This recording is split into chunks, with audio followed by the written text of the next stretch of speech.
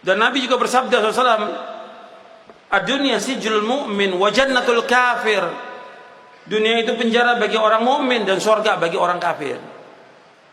Hadis sahih riwayat Muslim dari sahabat Abu Hurairah radhiyallahu anhu. Hadis ini sahih. Diriwayatkan juga oleh yang lainnya, bukan hanya Muslim yang meriwayatkan, banyak yang meriwayatkan. Nabi menyebutkan dunia ini penjaranya orang beriman, surganya orang kafir. Artinya orang beriman itu terbatas. Ada kewajiban, ada larangan, ada batasan-batasan syar'i, nggak bisa bebas. Dikatakan surga bagi orang kafir apa aja dilakukan. Semua perbuatan yang haram dilakukan oleh mereka. Kalau kita ada batasan, ada yang halal, ada yang haram, ada yang boleh, ada yang tidak, dan yang lainnya. Makanya dikatakan oleh Nabi Muhammad SAW, dunia itu penjaranya orang beriman dan surganya bagi orang-orang kafir. Dan Nabi bersabda SAW, ala inna dunya mal'unatun mal'unun ma fiha illa dzikrullah wa ma wala wa alimun au muta'allimun. Ketahuilah sungguhnya dunia itu dilaknat, dan dilaknat apa yang ada di dalamnya kecuali zikir kepada Allah dan ketaatan kepadanya, orang berilmu atau orang mempelajari ilmu. Hadis ini hasan, diriwayatkan Imam Tirmidzi, Ibnu Majah, Ibnu Abdul Bar dalam Jami' Bainal Ulum wal Fadli dari sahabat Abu Hurairah radhiyallahu anhu. Ya, Nabi menyebutkan, ala inna dunya mal'unatun mal'unwa fiha illa dzikrullah wa ma wala wa alimun au muta'allim. Nabi bersabda SAW bahwa dunia ini dilaknat. Artinya dilaknat yang melalaikan manusia dari mengingat Allah, dilaknat. Bukan kalimat dilaknat nggak boleh kita menikmati dunia. Boleh menikmati dunia. Dilaknat yang melalaikan manusia dari apa? Dari mengingat Allah.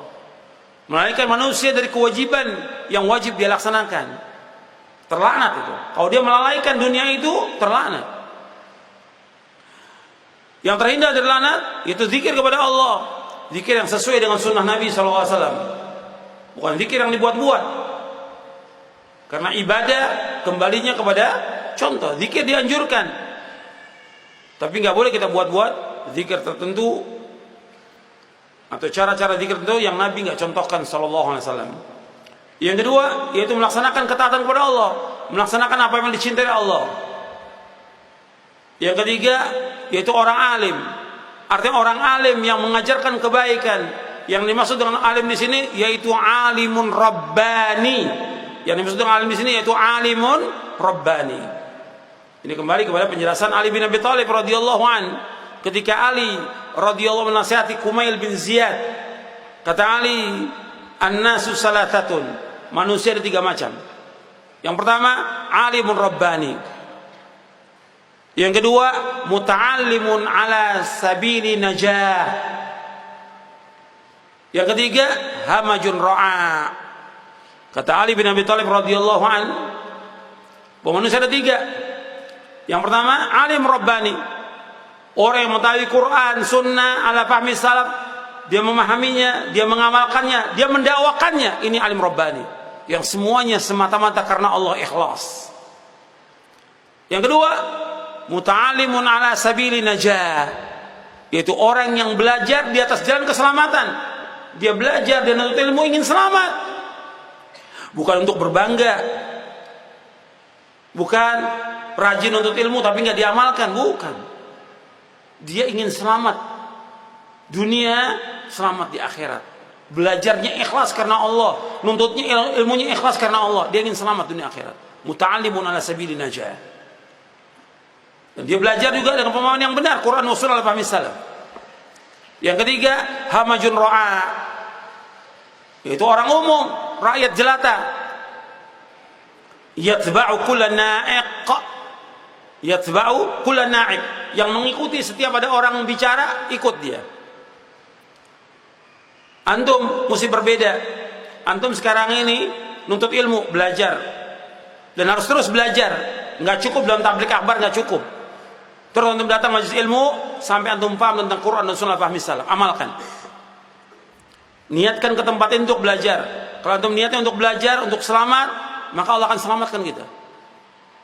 Makanya ketika orang belajar, nuntut ilmu, berjalan itu, Nabi memberikan imingan dengan sorga, nggak ada yang lain. Wa man salaka tariqan yaltamisu fihi ilman sahhalallahu lahu bihi tariqan ilal jannah. Barang siapa yang berjalan untuk menuntut ilmu, Allah mudahkan jalannya ke surga. Mudah-mudahan kita semua dimudahkan oleh Allah ke surganya. Amin.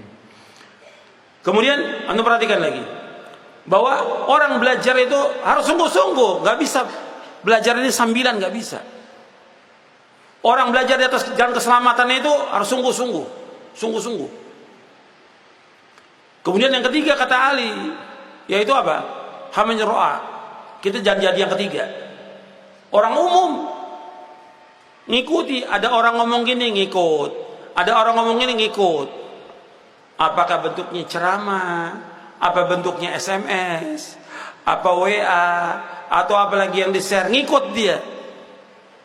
Ini orang bodoh, ngikut aja. Ada orang ngomong gini ngikut, nggak dicek lagi keterangannya, dalilnya. Kita mau jadi yang kedua, muta'allimun ala sabili najah, orang belajar dari jalan keselamatan. Kalau jalan keselamatan berarti dengan apa? Dengan dalil, dengan hujjah. Nggak boleh kita belajar ikut-ikutan, nggak boleh. Karena Allah berfirman, wala taqfu ma laysa laka bi'ilmun inna sam'a wal basara wal fuada kullu ulaika kana anhu mas'ula. Jangan kamu ikut apa yang kamu tidak tahu. Sungguhnya pendengaran, mata dan hati akan ditanya oleh Allah. Saya melihat banyak yang ngaji, nuntut ilmu, bahkan sebagian ustaz. Jadi apa? Jadi hamajun ro'a. Orang awam, rakyat jelata, nggak ngerti, ngikut aja. Mesti nggak boleh begitu. Kita belajar ini dengan dalil. Ada dalil kita minta, nggak ada, nggak boleh kita ikut. Ini begitu agama mengajarkannya. Ini enggak, sekarang ini udah orang ngomong gini ngikut, orang ngomong ini ngikut. Kayaknya nggak punya pendirian, nggak punya sikap, nggak punya akidah, nggak punya manhaj. Ini yang dibenci oleh Allah Taala. Kita harus punya sikap dalam kita beragama. Ada dalil kita ikut, jalan lagi nggak usah ikut kita. Allah yang melarang dalam Al-Quran.